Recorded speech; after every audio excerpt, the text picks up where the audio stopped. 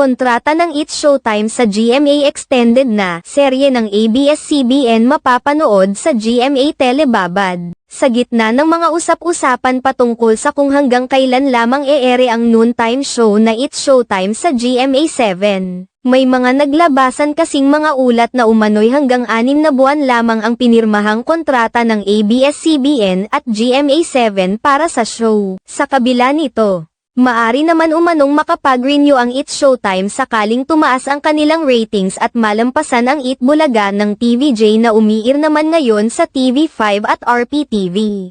Samantala, dahil naging maganda na rin naman ngayon ang nakukuhang ratings ng It's Showtime sa GMA7 ay pinag-uusapan na umano ng dalawang kampo ang pagkaka-extend sa kontrata ng It's Showtime sa GMA7.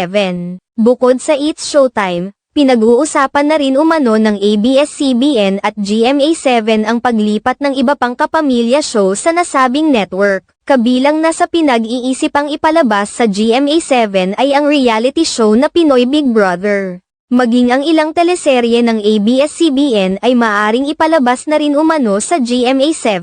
Ayon pa sa aming nakalap na impormasyon ay hinihingi na umano ng ABS-CBN ang third slot ng GMA Telebabad. Ito ang dating time slot ng collaboration series ng ABS-CBN at GMA7 na Unbreak My Heart na kasalukuyang time slot naman ng asawa ko. Subalit, pinag-iisipan pa umano ito ng GMA7 dahil napakarami pang naka-line up na mga teleserye mula sa GMA Entertainment TV at GMA News and Public Affairs.